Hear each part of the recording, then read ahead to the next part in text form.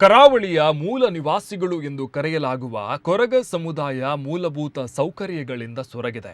ಸರ್ಕಾರ ಈ ನಿಟ್ಟಿನಲ್ಲಿ ಯೋಜನೆಗಳನ್ನು ರೂಪಿಸ್ತಾ ಇದ್ರೂ ಕೂಡ ಅದು ಅವರನ್ನ ತಲುಪ್ತಾ ಇಲ್ಲ ಎನ್ನುವ ಆರೋಪ ಕೇಳಿ ಬರ್ತಾ ಇದೆ. ಇಂತಹ ಸಂದರ್ಭದಲ್ಲಿ ಉಡುಪಿ ಜಿಲ್ಲೆಯ ಕುಂದಾಪುರ ತಾಲೂಕಿನ ಉಳ್ತೂರು ಗ್ರಾಮದಲ್ಲಿ ಕೊರಗ ಸಮುದಾಯದ ಕುಟುಂಬಗಳಿಗೆ ಹೊಸ ಬದುಕಿನ ಭರವಸೆ ಮೂಡಿದೆ. ಈ ಬಗ್ಗೆ ಒಂದು ವರದಿ ಇಲ್ಲಿದೆ.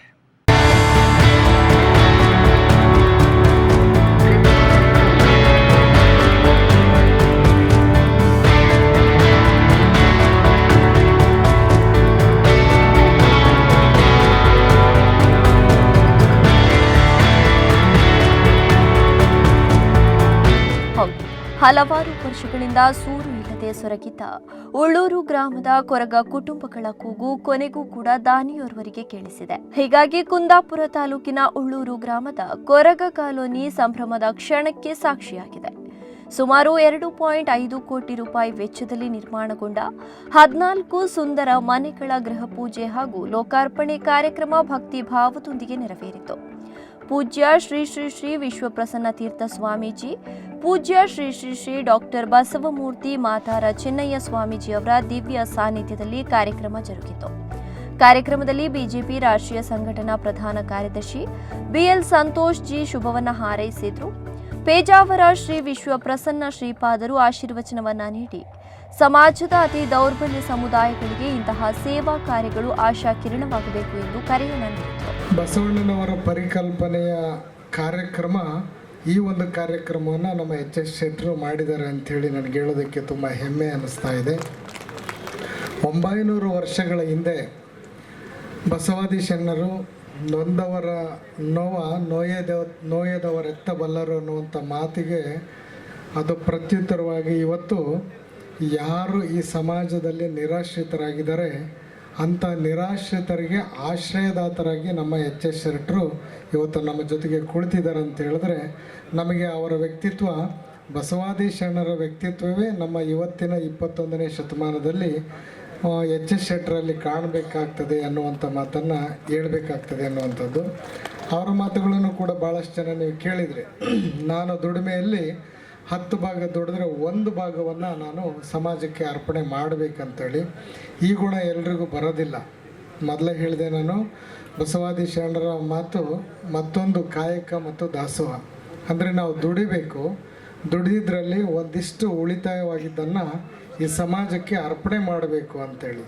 ನಾವು ಇವತ್ತು ಸಾಮಾಜಿಕ ವ್ಯವಸ್ಥೆಯಲ್ಲಿ ನಾವೇ ದುಡಿತೀವಿ, ನಾವೇ ಪ್ರಸಾದ ಮಾಡ್ತೀವಿ, ಉಳಿದದ್ದನ್ನು ನಮ್ಮ ಮಕ್ಕಳಿಗೆ ಇಡ್ತೀವಿ, ಮೊಮ್ಮಕ್ಕಳಿಗೆ ಇಡ್ತೀವಿ.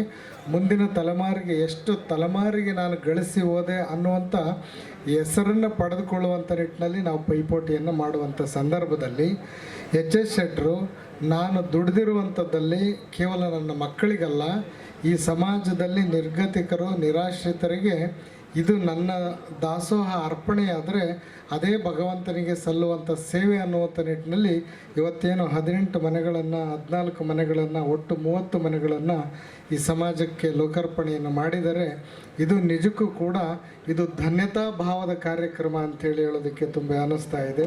ಈಗಾಗಲೇ ಸಾಮಾಜಿಕ ಸೇವೆಯ ಮೂಲಕ ದೊಡ್ಡ ಹೆಸರು ಮಾಡಿರುವ ಹೆಗ್ಗುಂಜೆ ರಾಜೀವ ಶೆಟ್ಟಿ ಚಾರಿಟೇಬಲ್ ಟ್ರಸ್ಟ್ನ ವತಿಯಿಂದ ಕೊರಗ ಕುಟುಂಬಗಳಿಗೆ ಉಚಿತವಾಗಿ 100 ಮನೆಗಳನ್ನು ನಿರ್ಮಿಸುವ ಗುರಿ ಹೊಂದಿದ್ದು ಈಗಾಗಲೇ 28 ಮನೆಗಳು ಪೂರ್ಣಗೊಂಡಿದೆ.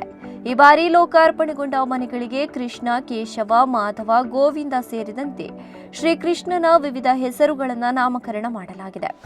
ಕಾರ್ಯಕ್ರಮದಲ್ಲಿ ಮಾತನಾಡಿದ ಹೆಗ್ಗುಂಜೆ ರಾಜೀವ ಶೆಟ್ಟಿ ಚಾರಿಟೇಬಲ್ ಟ್ರಸ್ಟ್ನ ಪ್ರವರ್ತಕ ಡಾಕ್ಟರ್ ಎಚ್ ಶೆಟ್ಟಿ ಅವರು, ದುಡಿದ ಸ್ವಲ್ಪವನ್ನ ಸಮಾಜಕ್ಕೆ ಮರಳಿಸಬೇಕು ಎಂಬ ಉದ್ದೇಶದಿಂದ 18 ವರ್ಷಗಳ ಹಿಂದೆ ಟ್ರಸ್ಟ್ ಅನ್ನು ಆರಂಭಿಸಿದ್ದೇನೆ.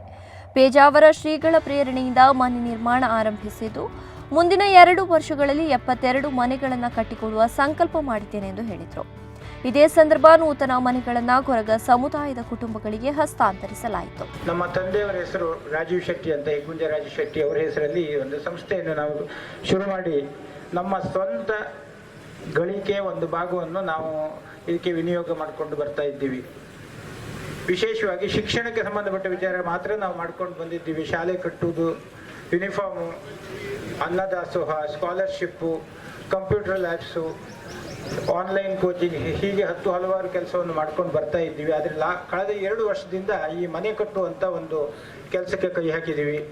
ಮೊದಲನೇದಾಗಿ ಮುರಳಿ ಕಡೇಕರ್ ಅವರ ಯಕ್ಷಗಾನ ಕಲಾರಂಗದಲ್ಲಿ ಯಕ್ಷಗಾನದ ಕಲಾವಿದರ ಮಕ್ಕಳಿಗೆ ಅವರು ಮನೆ ಕಟ್ಟಿಸ್ತಾ ಇದ್ರು. ಅವ್ರದ್ದು ಮೊದಲನೇ ಹಂತದಲ್ಲಿ 5 ಮನೆಯನ್ನು ನಾನು ಪ್ರಯೋಜನ ಮಾಡಿದ್ದೆ. ಅದರಿಂದ ನನಗೆ ಈ ಮನೆ ಕಟ್ಟೋದು ಎಷ್ಟು ಉತ್ತಮವಾದ ಕೆಲಸ ಅನ್ನೋದು ಗೊತ್ತಾಯಿತು. ನಂತರ ಸ್ವಾಮೀಜಿ ಅಂದರೆ ಪೇಜಾವರ ಸ್ವಾಮೀಜಿಯವರ ಪ್ರೇರಣೆಯಿಂದ ನಾವು 100 ಮನೆ ಕಟ್ಟಲಿಕ್ಕೆ ಹೊರಟಿದ್ದೀವಿ. ಅದರಲ್ಲಿ 28 ಮನೆ ಇದರವರೆಗೆ ಕಂಪ್ಲೀಟ್ ಆಗಿದೆ. ಇನ್ನು ಉಳಿದ 72 ಮನೆಯನ್ನು 2 ವರ್ಷದಲ್ಲಿ ಮಾಡಿಕೊಡ್ಬೇಕನ್ನುವಂಥ ನಿರ್ಧಾರವನ್ನು ನಾವು ಮಾಡಿದ್ದೀವಿ. ಒಟ್ಟಾರೆಯಾಗಿ ಕೊರಗ ಸಮುದಾಯದ ಕುಟುಂಬಗಳಿಗೆ ಶಾಶ್ವತ ನೆಲೆ ಒದಗಿಸುವ ಈ ಸಮಾಜಮುಖಿ ಕಾರ್ಯ ನಿಜಕ್ಕೂ ಕೂಡ ಮಾನವೀಯತೆಯ ಮಾದರಿಯಾಗಿದೆ. ಉಳೂರಿನಲ್ಲಿ ನಡೆದ ಈ ಕಾರ್ಯಕ್ರಮ ಅನೇಕ ಕುಟುಂಬಗಳ ಬದುಕಿಗೆ ಹೊಸ ಆಶಾಕಿರಣವಾಗಿ ಪರಿಣಮಿಸಿದೆ. ರಾಘವೇಂದ್ರ ಕುಂದಾಪುರ, ದೈಚಿವಲ್ 24x7.